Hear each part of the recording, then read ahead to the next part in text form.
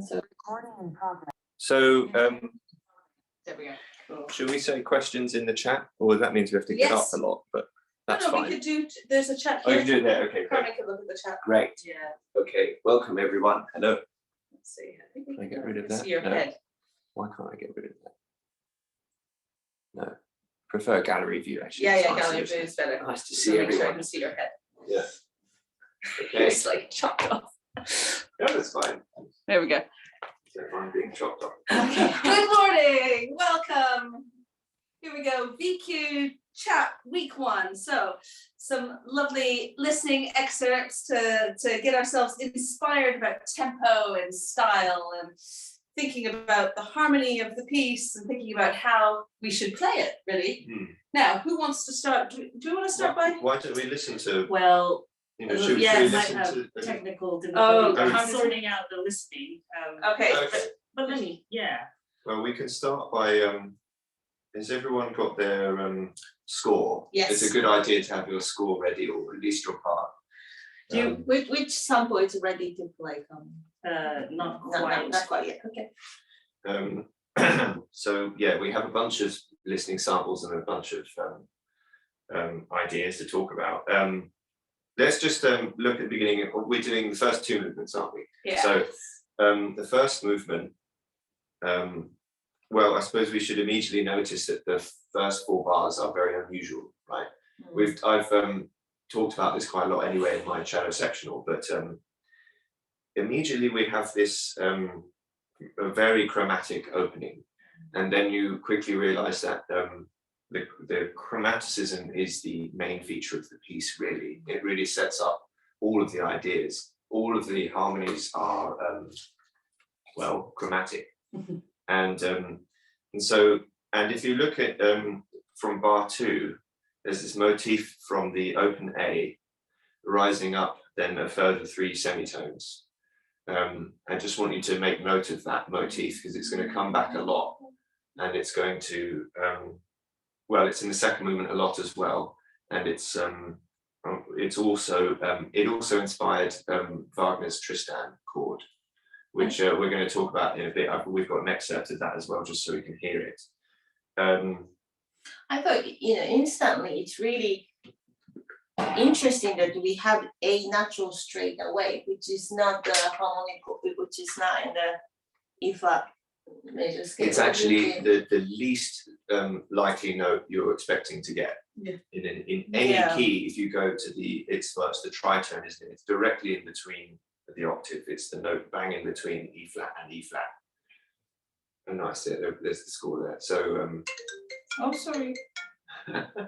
and then in bar 5 it just becomes recognizable Mozart, really, isn't it? Suddenly, and we go to this. So immediately he shows that it's going to be very chromatic, this piece, and then in bar 5 he shows his most favorite harmony of where we're going in the whole piece, which is, as I've written here, it's F minor with the added E flat. So if you play an F minor chord, F, A flat, and C, it has an A flat in it because we're in E flat major. That's why chord 2, it's called the supertonic. Supertonic because it's above the tonic, right? It's chord 2. And it wouldn't be F major because then that wouldn't be chord 2 in E flat major because it needs an A flat. That's why it's F minor. And it has the E flat tonic pedal, which gives it a very sort of nostalgic effect. Yeah, it's also quite uplifted. Yes, So it's affectionate, and it's In terms of the moods, if you those of you whose harmony might find that a little mind-boggling, which it can be. If you think of the mood of what the chord does, I find that often puts you in the same place, even if you don't know the sort of labeling of it.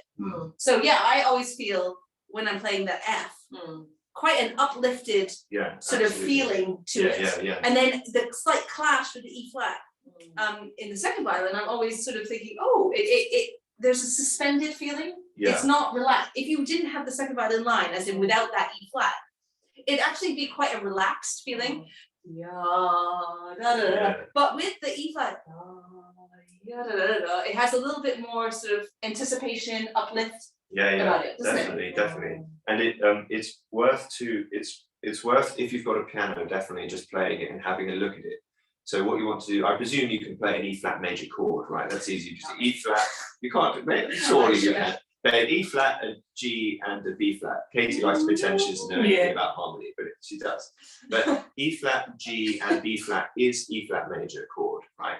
And if you keep that E flat down, and then above it just play an F minor chord, that is the chord in bar 5. F minor is F, A flat, and C.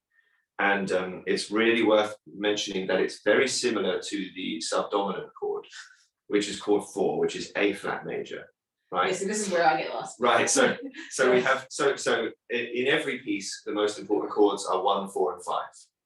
Right. Chord 1 is E flat major, of course, here. So that's chord 1. Chord 4, therefore, is A flat major, an extremely important chord when you're in E flat major. Yeah. But here he has chosen not to do A flat major, but to do F minor, which is very similar. Again, I urge you to play it on the piano. If you play F minor is the relative minor of A flat major. So they are bound to sound very similar.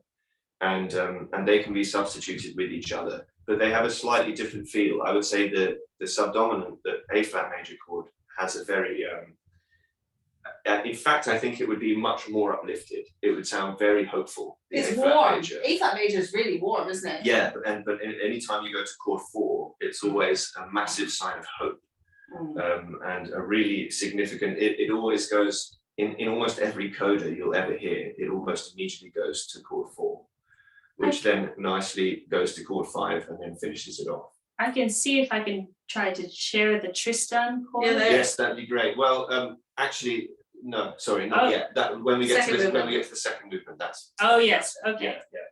Yeah. There's just a tiny hint of it in bar 2 in the first. So to relate what Leo's saying to our quartet here, even on this first page of score, Carmen, if you scroll down a little bit. So we're talking about the feel of the harmony for the beginning. Then we have bar 5, right? And our sort of slight anticipation feeling. And then the first one we reach A flat is bar 18.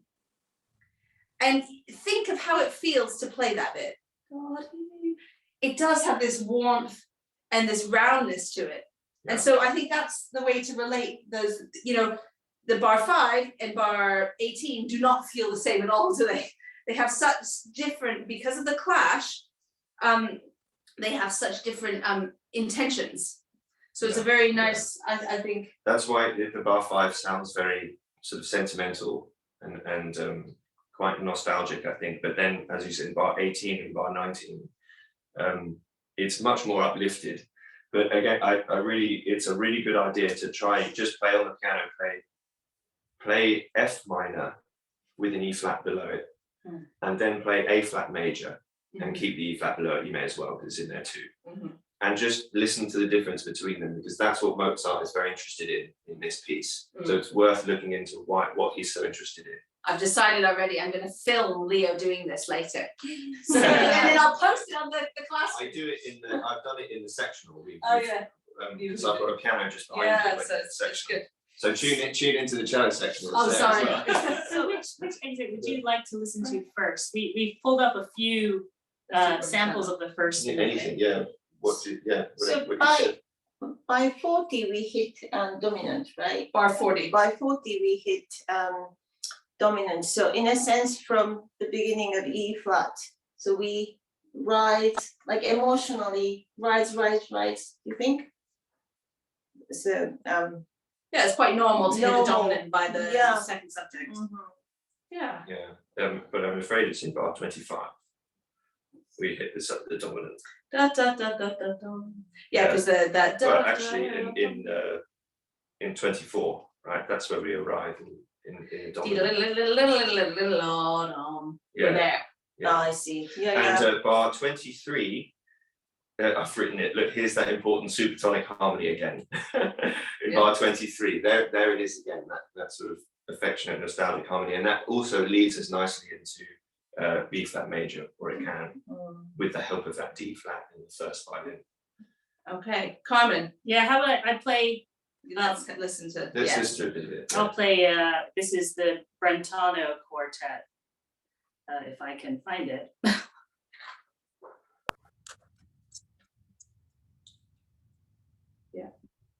You can check. Yeah, we're on that. You just need to. We're on that. There you go. Papa Tristacle. Hold on, I just have to play it and find it.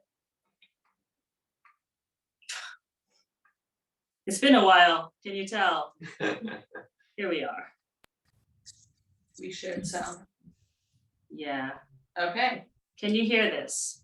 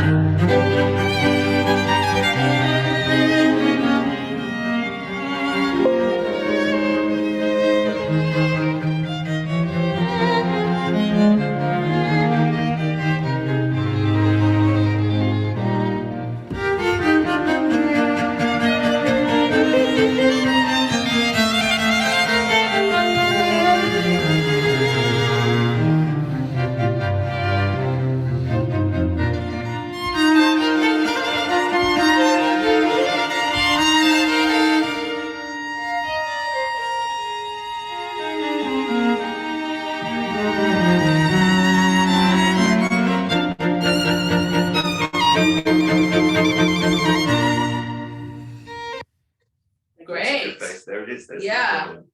There, we've heard the whole of the first subject. Great. I mean, what's interesting about the way they approach it, actually, they really bring out, I find, the long harmony notes. They bring out a lot more than the more passing notes. And it is slightly strange because it's not quite my approach. I find it, to play a pedal note and to really sing it like hard on the top of everybody feels like a slightly strange way of doing it. But in some ways, what you get from it is a very strong sense of all the harmony that we're talking about. Those chords, I mean, you really feel the harmony of it, rather than allowing the moving, more interesting notes to come through as much. Yeah. In bar 34, I've written B flat major is now 1. So now we are officially, in B flat major, in the dominant. So you can now call it 1, just to make it easier. Otherwise, the numbers get a bit complicated. But here we have a sort of mini coda, and it's a nice little representation of what a coda usually does. Almost always does if you play sort of any music, any classical music, even before. So B flat major now 1. So and then in bar 35, see I've circled the 7th. The 7th leads us to the subdominant, which is chord 4. Always, if you play any chord, play C major chord and add the 7th to B flat, it takes you to F major. And here, so B flat with the 7th is taking us to E flat major, which is the subdominant, and which is the new subdominant, which actually the original tonic, isn't it? Anyway, it's good. And then it goes to the Neapolitan in bar 37. You don't really need to know what the Neapolitan is, except it's Special. It's always just a semitone higher. It's a chord that's semitone higher, and it's an attempt to escape the harmony we're in. It's a sort of a way to show just before the end that I don't know, maybe there's something else to do, and it's always sort of a wow moment. That's what it's designed for. And then of course goes to F major, to the dominant, the chord 5, taking us back to B flat. Anyway, that's just a nice little just showing you what a standard coda is, really. Yeah, 1 4 5 1. Yeah, interesting to get one here in the middle of the piece. Yeah. I mean, it's such, if you think of where we've traveled from, and I think that's the important bit to think about in this exposition, the uncertainty of the first 4 bars, and then the absolute certainty of where we just finished listening. Yeah, bom, bom, da, da, da. I mean, you'd expect that at the end of the exposition, actually. When you think of, I mean, I'm thinking a lot of the Mozart violin concertos. At the end of the exposition, you get this massive trill, you have a huge thing, and then you cadence. And that's where we are. But yeah, we've got quite a long way to go. So the first 4 bars, this things, it's motif it's composed with octave, Yeah. bottom, and then or semitone, isn't it? Bottom, bottom, up, top. A to B flat, B natural to C, and then bottom. Then last one is going down, bottom. But like the chromaticism and the octave is a key, and it actually like you can see that motif all over throughout the piece, even like bum bum. Yeah, that's true. I hadn't So thought of like that. he used that octave element here and there. Another thing's interesting things from this B flat section onwards is that he starts using this piano and forte juxtaposed things, and then piano forte, and then that becomes the idea for development itself, isn't it? Yeah, the going from the piano to the forte is actually a huge part of the development, isn't it? The contrasting harmonies. Is it possible, Carmen, to just listen to the middle section? Middle section. Yeah, well, just where we got to. Just whilst we talk about it, Yes, let me if you see. find the, because we've touched on this a few times, but we've reached this beautiful B flat, and we have our lovely octave, F natural, dum, bum, big trill. We all know where we are. Then, surprise, Piano character. but also transition through so many different. It's like he's searching, and he goes from the piano to the da da da bum bum da da da da da F. Then to C, and what I find interesting about this is often you get a sort of cycle of fifths or a progression through harmonies with constant notes, like, if you know what I mean, like you're continuously playing. In this, it's very kind of recitative style, like every little element is on its own, and he's like trying different things, but instead of instantly saying, okay, we're here and we're going to keep going and we flow from chord to chord, it's like we stop and then we try again, something different, then we stop, then we try again, and knitting it together is sort of, there's so many shades in what you're playing. It's a very challenging. Should we listen? Yeah. The Ebens. Here's a live performance of the Eben Quartet. Let's hear them.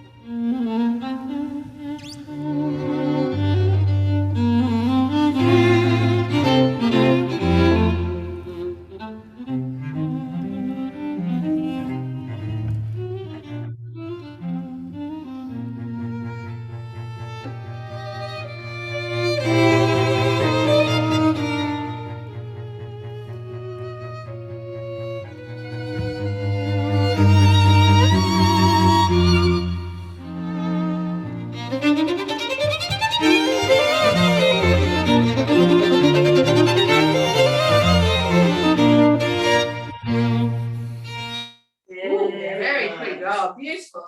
The Ebens have such a free way of playing. I think that makes it makes you really live it. Yeah, that's one thing I really like about their style. In some ways, I mean, I don't know what's, they always make every work their own, rather than, I mean, they know it's Mozart, they know they want to play it correctly, whatever that is, quote, but they always infuse their own personal style. I don't know, there's a very French kind of element to it, laissez-faire, like, hey, a little bit more romance in how they do things. And I love that. I love seeing that personality come out. So very interesting. Just look at the score of to the end of this exposition. So they're from 56, second violin start, this chromatic sign. And then when viola plays, The next one. 59. Yeah. So different. So we get to the G natural, B flat, A, G natural, F, and then when the viola plays, it's B flat, A flat, G flat, Yeah. It's like you would normally repeat it this more similarly. Yeah. Well, same material, but like he changed it instantly. Different scale line or different. And extends the phrase as well. You get an extra bar in there, which is on the apology. Yeah. And the diminished. But there's such a this is very sort of traditional. You have the bass boom boom boom boom boom, and then these amazingly smooth chords. I'm taken to. I mean, you can't talk about Mozart without talking about opera. But this passage, I always think of the where in Così fan tutte, where the sailors are going off, and there's a really smooth. He has this amazing thing with the singers, and I just think this passage sounds like that. Yeah. There's that, it evokes that type of. If it way is of writing. earlier his work, maybe like he could have put like 8 bars piano section and maybe crescendo at the end or something. But like he put this 2 bars of piano and then 1 bar forte and then start again. And that's so Original. original, inventive. I have no idea why I didn't put in bar 58. There's another supertonic there. It's a very, very interesting one there, actually. Yeah. So it goes to, you see, I've written a coda at bar 56, and as you'd expect, it goes to chord 4 in the second bar, and then you'd expect to go to chord 5 in the third bar, but it goes to the supertonic instead, which shows again that he really, really likes that chord in this piece. Yeah, and that's why like it's forte maybe. And then halfway through that, that's definitely why it's forte, and then halfway through that bar 58, it does go to chord 5. I'm sorry for not writing that in. I should have written. Extending. So after that 4 should be 2, 5, 1. And then 1 with the minor. Put it in. So always with the harmony. So the harmonic knowledge that we're talking about, which I think is, again, we'll talk about sort of what it feels like. It's also worth thinking about why. So we have a forte there. Now, I don't think it's a Beethoven smack forte, and this is something that I think with Mozart you have to really consider with fortes and sforzandos, like why and how are we going to play them? Why are they there? So in this situation, it's surprise with the Neapolitan. So we're not sort of chord 4. You say chord 4. In what? The forte. The Neapolitan is the forte. Is that right? Yes. No, this that's is the 4. supertonic. Supertonic 2, chord 2. So you go up. So is not where you expect to go. So that's the first thing to understand. And we know that by playing the chord, right? It feels not where we're expecting. But also that we're trying to get out of where we've been. So it's like the purpose of the forte is more of a surprise here, but maybe not an aggression. So how we make that color as a group, I think is the interesting thing. And actually that's what we've actually, just to warm up for today, we've just been playing the first and second movements this morning, just to sort of think about the things. And that's one of the things that actually is a challenge, because if you think as a quartet player, one person's playing quavers and 3 people are playing slow bows on the slurs. So how do you make the attack at the front of that note the same? Or not, if not the same, coming from the same language or the same family of languages. And I think you have to think about how you come off the end of the piano, da, da, da, da, da, and the front of that, and how you create that sound together. That's something that I'm quite interested in. It's worth mentioning as well that this supertonic is slightly different from the one in bar 5. Because the one in bar 5, because how do I put this in? Okay, so imagine you're in C major. Imagine we're in C major. It's easier to think in C major. And in bar 5, that would be D minor, right? Because it wouldn't be D major, because we want all naturals, right? C major has no sharps or flats, so it would be D minor. Whereas here in I've lost it now. Where is it? Oh yeah, bar 58. There's an E natural, which has no place in B flat major. We're in B flat major, should be in E flat, and so it is the supertonic, but it's major now. So that would be, imagine if we're back in C major, the supertonic would now be D major with the F sharp in it, which is a very different feel to if it were D minor. So there's a lot of potential in supertonics for really very crazy different. And I think that the reason he did it is to continue the chromatic lines down from the second violin. The appoggiatura. Yeah. Essentially, the E natural is an appoggiatura. Yeah. And then gone is it's not nostalgic anymore. It's now just really full of life and full of excitement, and that's really what that supersonic does in 58. Yeah. Anyway, let's so in the development. Should we get to the Shall we- development? Great. Yeah. Shira, Yes, please. I'll do the Amadeus Quartet. Old school. Good old school. Excellent. This Yeah. is the development. Yes. Great.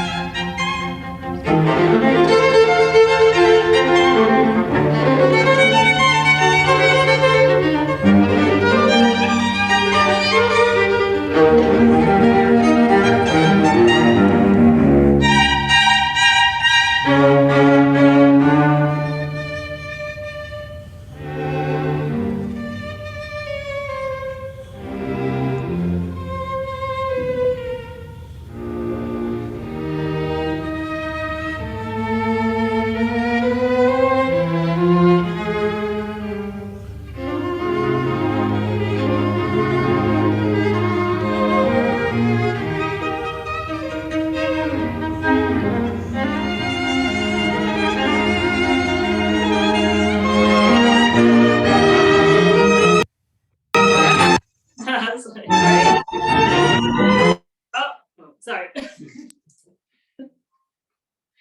There we go. Wow. I mean, well, a different sound. What is interesting and actually is good to hear a different approach, because I've kind of got a little bit down my little Warren hole, like hole of da da da da da da, is to hear a kind of quite simple version.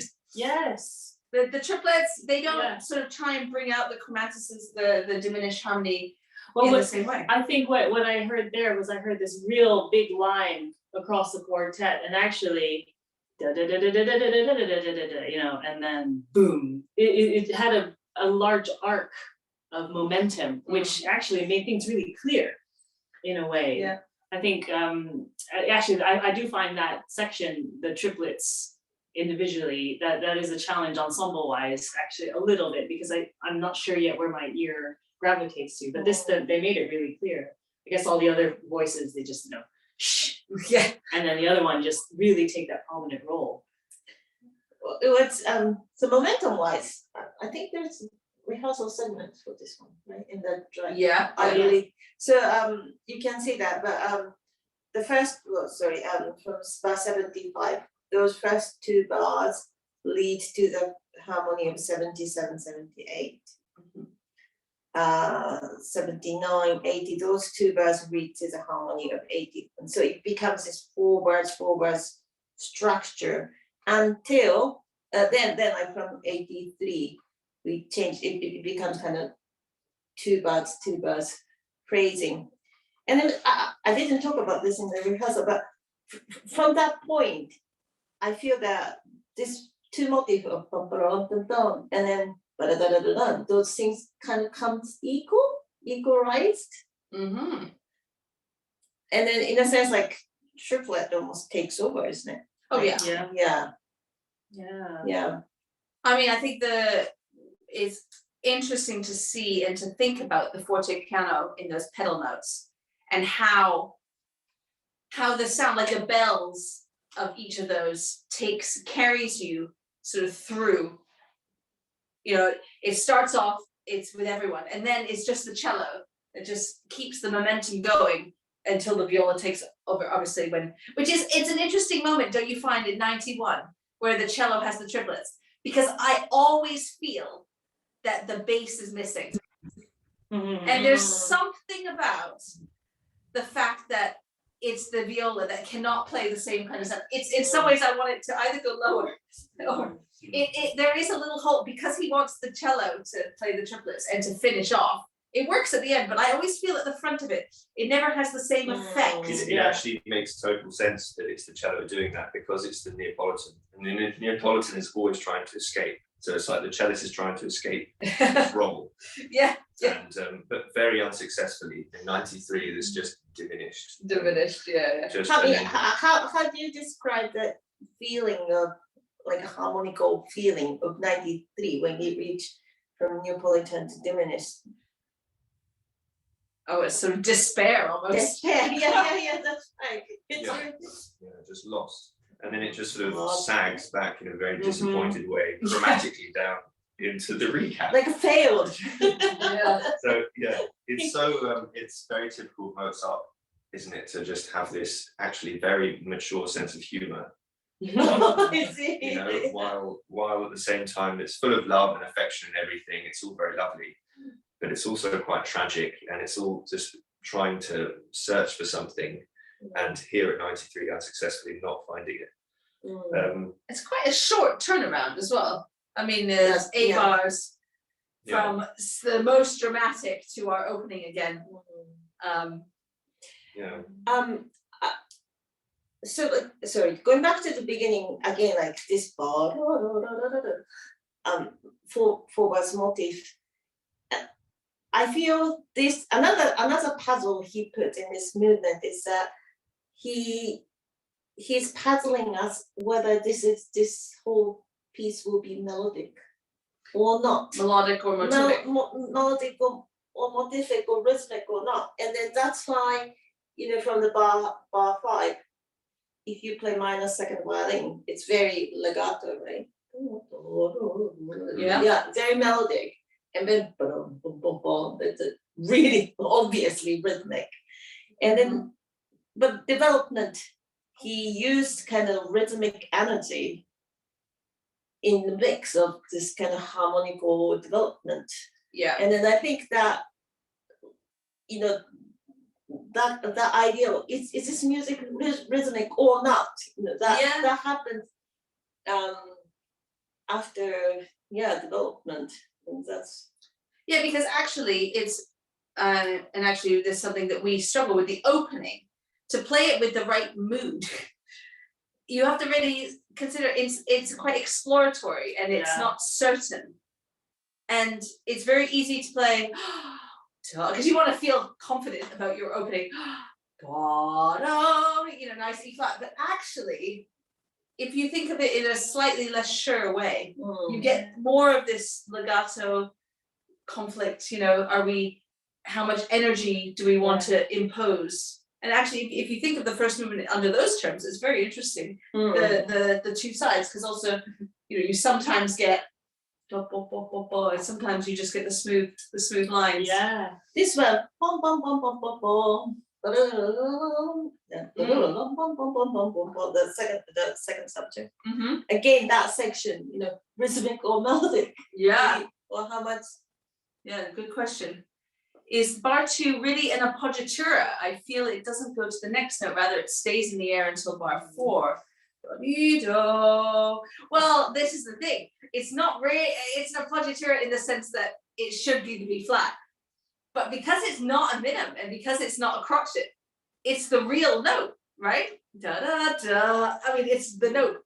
I think technically, in musicological terms, and I'm Mozart, it is technically the appoggiatura, but there's no way that's an appoggiatura in terms of the feeling of it, is it? It's not positive because harmonically D flat is really important, right?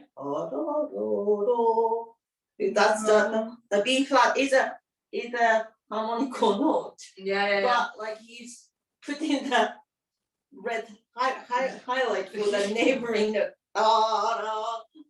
He could also be thinking of, it could be F major, Yeah, second bar. It could be the supertonic or 2, but with major. Could be immediately. If you imagine that, it sounds kind of mad. I mean, I find the unisons, and we will move on to the second movement now, but just thinking one last time about the opening, because it affects everything that we do in this piece.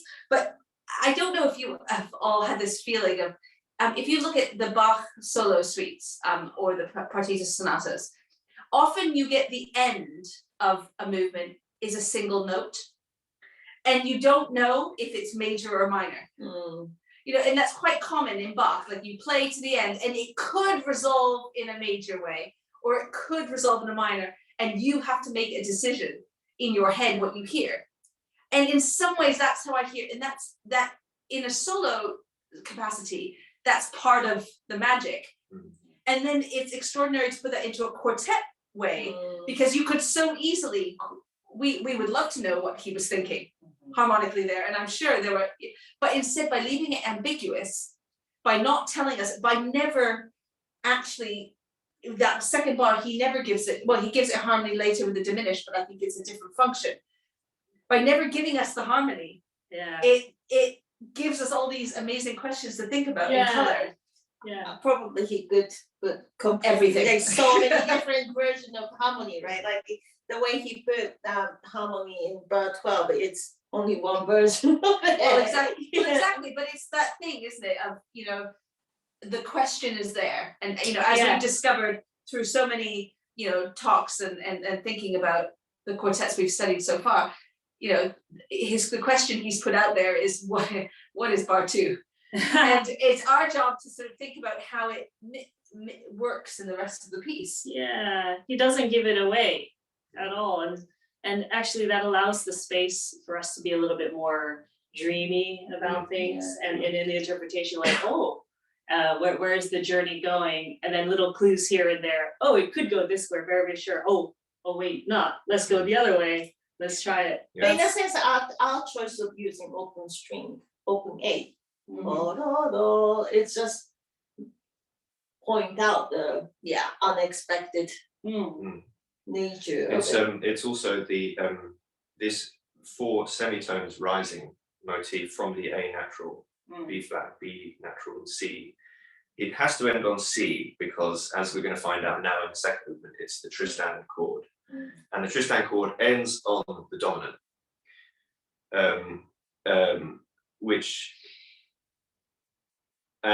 so it has to end on a C, but and that's why I think it has to start on an A natural, because it has to be chromatic, because that he's doing, so he's sort of tying everything together, and it could be in supertonic harmony as well.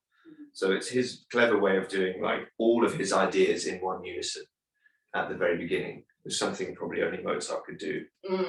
But anyway, maybe we should go to the second movement. Yes. We should really. Would you like to hear an excerpt first, and if so, which one? I'd like to hear the Tesla quartet. Yeah, let's just have a bit of it.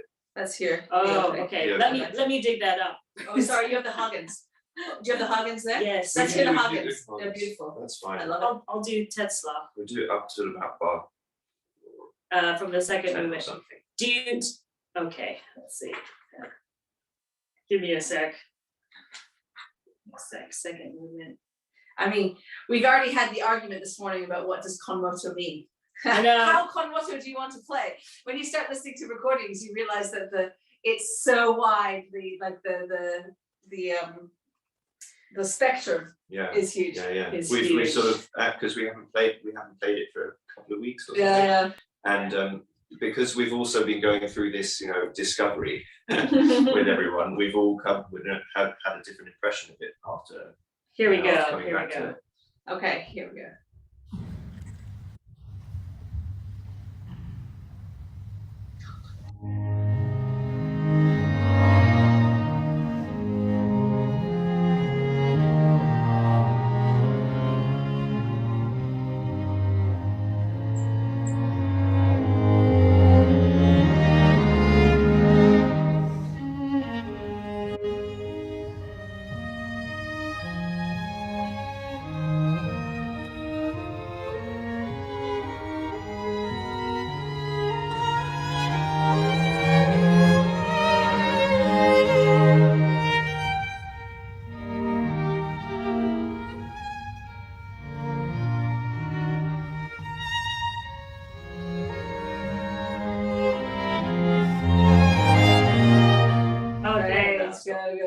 It's right there.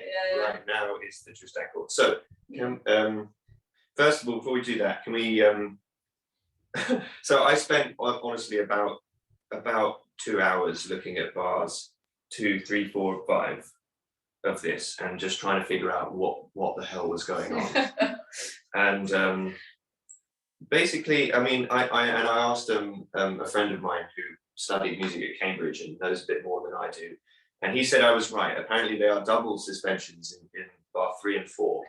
And when you go from one dissonance to another and then to another again, well, you have to talk about Wagner, because he was most known for doing this. And I mean, it's just unbelievable harmony in bar 3 and 4. And now some of you already know that I've been talking about how Wagner wrote a piano arrangement of this piece. So he was obviously very familiar with it and obviously liked it enough to write an arrangement of it. And so now if you look at bar 15 is where I think he got this idea of the Tristan chord. So can we first hear the Tristan chord? Here, it's even in yellow, so you can, or orange, so you can see it.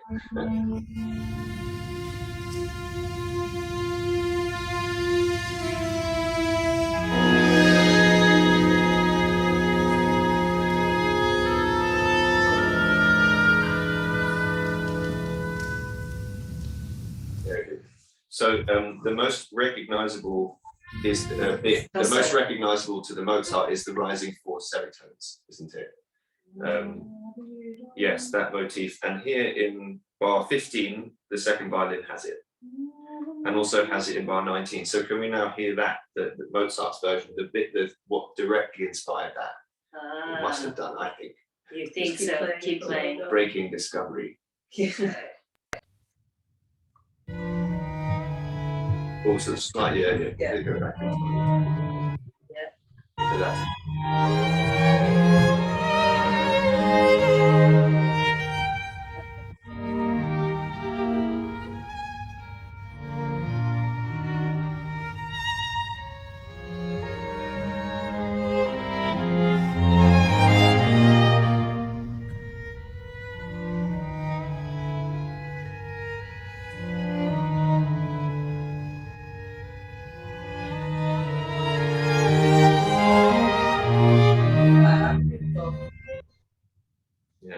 and then there it is again at bar 19 and bar 20, and comes back again later. But anyway. You can also think, but you could also think connecting that to the da, da, da, da, da. Well, I mean, one has to. The chromatic we do at the beginning in the first movement, da, da, dee, da, and how he brings it back here. Da, da, da, da. I mean, we love to call things the Tristan chord, but I mean, obviously it hadn't been invented. Mozart was writing this. Yeah. So, It should be the Mozart. exactly. Yeah, Wagner Robbed him of the famous. I mean, he didn't quite do it in the same way, but no, it'd be very interesting to listen to the other to the Hagens, which I always felt were quite a fast tempo when you compared it. But that's the quickest I've ever had. I don't know. I'd be very interested. Do people like the tempo or find it the very fast? What do we think? The very fast is very interesting. Oh yes, Deborah really likes it. I'm just not used to it. Yeah. It doesn't sound like the piece that I'm used to. Do you know what I mean? It sounds very quick. Yeah, but I like it, but I do think it's maybe a bit quick. But what's really nice about this con moto is that this harmony has to keep moving, because it's actually, if it stops, then it's actually horrible. You know, if you stop on any one of these quavers, you think, ugh, it's actually hideous. Or just unbelievably beautiful. Yeah, well, no, only with motion, only if it moves forward to the next harmony. I'm convinced that's why it's con moto, and he didn't write. Sorry, tech difficulties. That's might okay. soon Yeah, no show. worries. That's okay. When it's up, I'll Yeah, share. that's fine. No, I mean, so it's one of these things that when you play it really slowly, like and you hear every quaver, it's fascinating. But if you do that, you just stop on everything. That's the problem, and that's the problem with something that is so chromatic. That individually, it's just there's too much to listen to, and you don't get a sense of phrase. Yeah. Here's the Hagen Quartet. Let's have a listen to how they start it.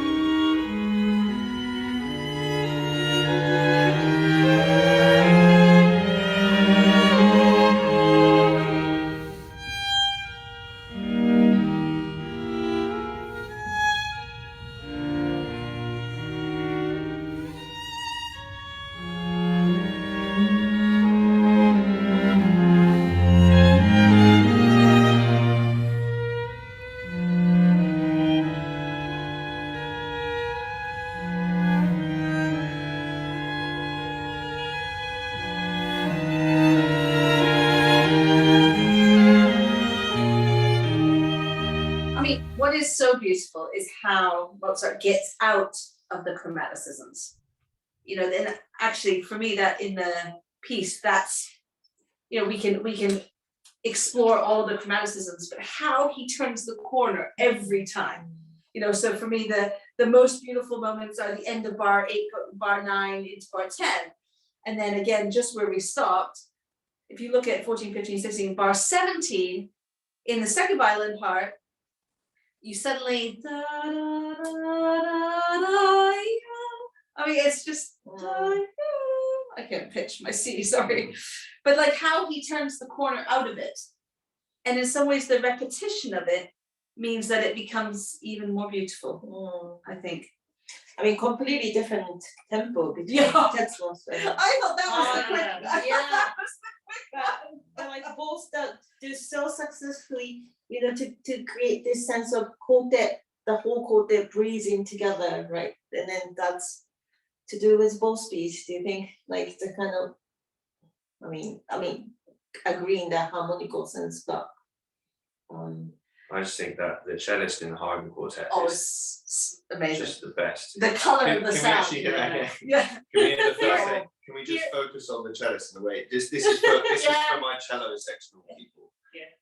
Just I mean, listen to the way he plays this. I This wanted is, to ask Leo, like, what you think when you play this bar 2, 3, 4.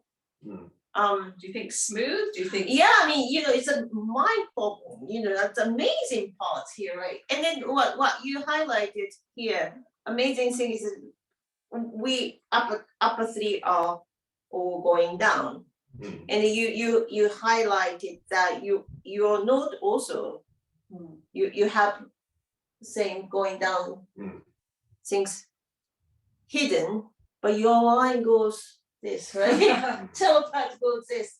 I mean, do you feel juice for every single note, or like it's any notes are passing? Do you feel... that's why it's so important to at least vaguely know what's happening in the harmonies. In bar 3, both violins are doing suspensions on every beat. The cello is doing a double suspension. Yeah. So the first 2 notes are both basically dissonance notes that need to be resolved. And then the third note, the third quaver in bar 3, is sort of a resolution or what the harmony should be. See, it's a D flat major. When you're finally playing it, gets to D flat major. Do you feel that in your bow? Is that your... Yes. So and basically, I talk about it loads in the sectional, but whenever you want to be expressive, I'm on a cello. I think it basically means slow bow. Slow bow. So slow bow, and then you can just gently allow it to relax. And because the classical style, a slur usually sort of means a general diminuendo shape, and it really works here. Should we listen to the? Just focus on the cellist. No. Oh, is this a different one? Okay. Here's another version. Oh, Is that different version. Is Okay. it okay to try a different chord? The This is mosaics. Alvin Berg. Oh, Alvin Berg. Okay.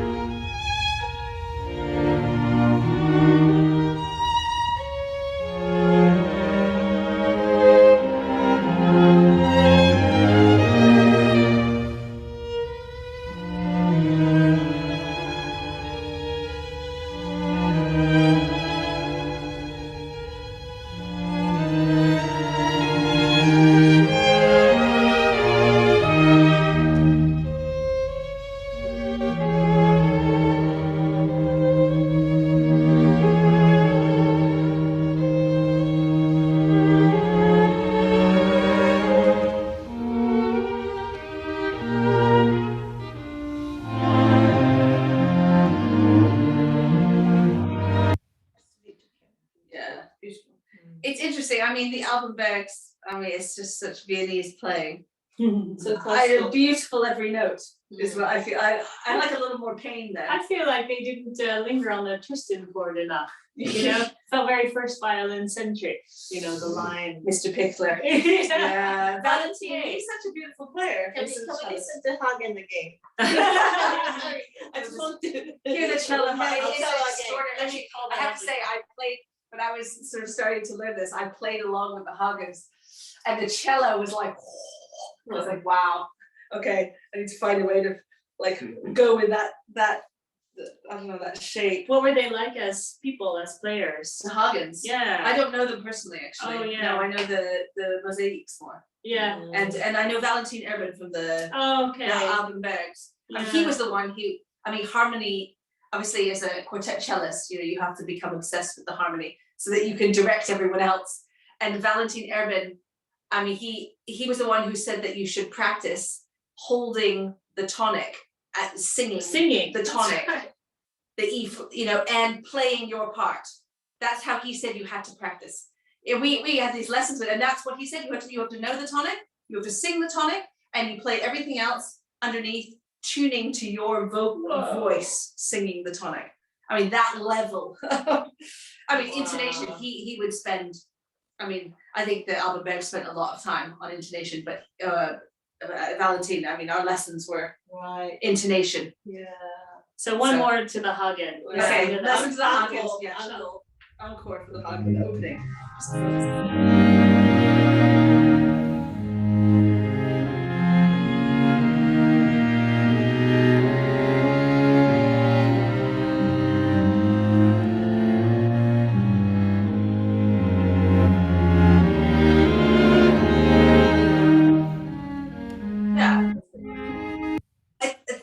For me. So just try and play like that cellist. Yeah. That's what I've taken from today. But for me, Be what more he like that does cellist. is he manages to move and yet change the nuance on every quaver. So he has flow and it moves, and yet every quaver shows you the nuance of the harmony that we want to hear. And that's why that is, I think, for me, extraordinary. Rather than the sort of more overall blanket approach of just the movement. And he manages to do both. And it's to do with how he uses his bow, isn't it? Yes. To bring out, and probably the connection to the bridge. And you just hear when the suspensions, you hear them pop out. But he never takes time. And actually, that's what I find is always a challenge. And I don't know if you find that when it's something really beautiful, we end up taking time over it. And you lose the big picture. And it ends up sounding, and that's often the challenge. It's how do you show what you really want to show without taking loads of time, and then the whole piece sort of disintegrating because there's no texture, and no structure. I found one riddle. Yes. So at the end of 1, 2, 3, 4, 5, 5, cello, bom, bom, E flat octave. So like after chromaticism, E flat octave, that's reverse of the opening statement, the first movement. Start the opening with an E flat octave. It's very traditional, isn't it? So actually the pairing the immense chromaticism with the more traditional aspects, bomb. Bomb is a very normal way to finish a phrase. Yeah. And also like when everybody's slurred, he Keeps it separate. separated. We just look at, if you look at bar 31, it's the code of the end of the first half.